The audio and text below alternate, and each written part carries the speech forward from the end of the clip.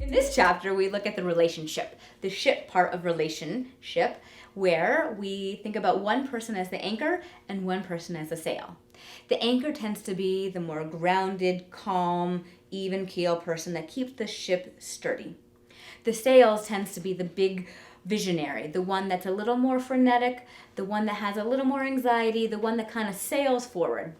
If we had both people being the sails, we might sail into the rocks. If we had both people as an anchor, we'd get stuck in the mud and be in a stale, rigid place. The idea is that hopefully we can balance within ourselves both an anchor and a sail, and balance in our relationship our anchor and our sail. So as you think about your relationship, you want to figure out who's who, and then you want to figure out all the advantages of each person. These are the things I bring, these are the things you bring.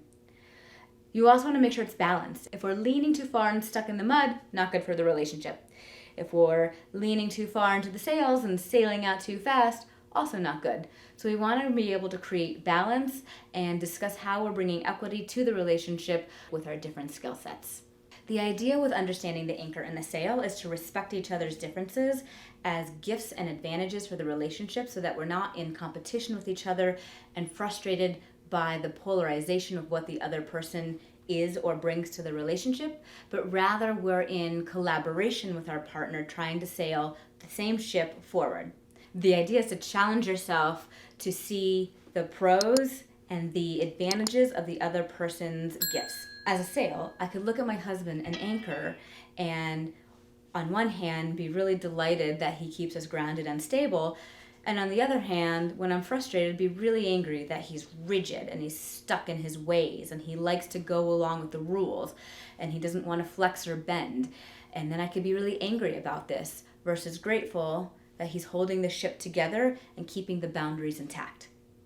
So you can look at this in the positive or the negative reframe, and the idea is to look at it in the positive. How can the things you're angry about actually serve you? As an anchor, he might look at me, the sails, and feel like one time, if he's in a positive mood, that I am full of life and charisma and vision and I'm moving forward and I'm the life of the party. On the other hand, he may feel like I'm too porous and I don't have good boundaries and I go to bed too late and I just don't have any structure for my life or for our relationship. The idea is to not only balance your ship so that you are utilizing both people's strengths, but to also see the advantage of the other person's skill set as something that contributes to the relationship rather than hinders. If you're the sails most of the time, or you're the anchor most of the time, you may say, well, sometimes I'm the other role. That is true. We can be flexible and switch between different roles. Absolutely. Or you might find yourself saying, I feel pretty balanced. I'm actually both the sails and both the anchor at the same time in the same ship. That's an awesome place to be. That means as an individual, you are fully balanced and the relationship with yourself is smoothly sailing. Can you also bring that to your outer relationship? If you feel you're anchor and sails and your partner's anchor and sails, again, take the roles and the gifts that you both have so that you are optimizing your relationship and being a great team.